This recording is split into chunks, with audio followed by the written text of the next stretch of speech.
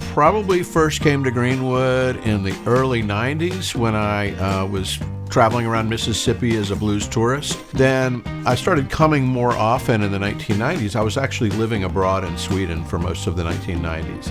But in 1999, I got the job of being the editor of Living Blues magazine at the University of Mississippi in Oxford. So I moved to Oxford in 1999. As the editor of Living Blues, I was very involved in all sorts of projects, including one that was concerned developing blues tourism, right? That there was a concern that everybody knew that blues was from Mississippi, but once you got here, it wasn't really apparent where to go. So a number of us got together in the nonprofit sector to try to argue for signage and for mappings of the Delta.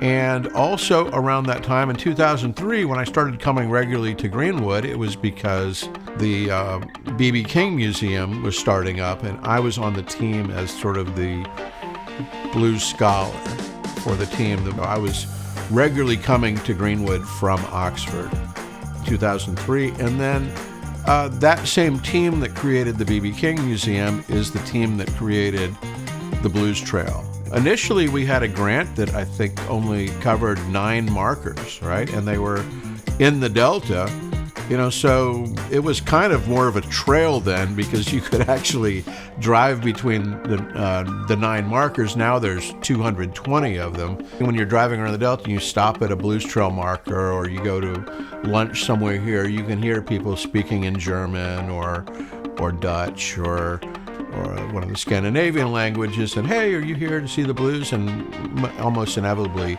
that's the deal. Greenwood, certainly, we get blues tourists who, realize that there's all these sights to see, that people go visit Robert Johnson Marker in particular. Robert Johnson was from Hazelhurst, which is in the south central part of the state.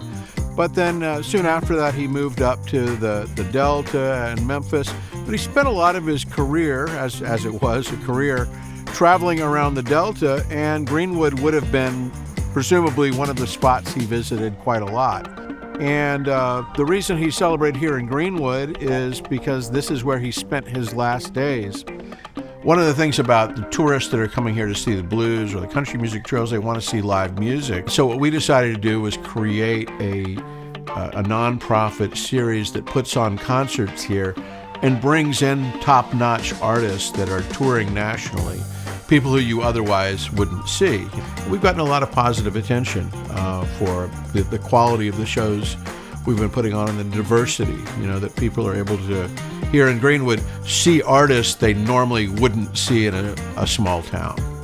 Sometimes with Hush Puppy, we bring in blues artists. We brought in Grammy winners, including Dom Flemons, Alvin Youngblood Hart, Buffalo Nichols, Jimmy Duck Holmes. It's not all about blues. We'll have country music and indie bands and folk artists. But that's sort of the idea of trying to make Greenwood a more interesting place, a more diverse culture.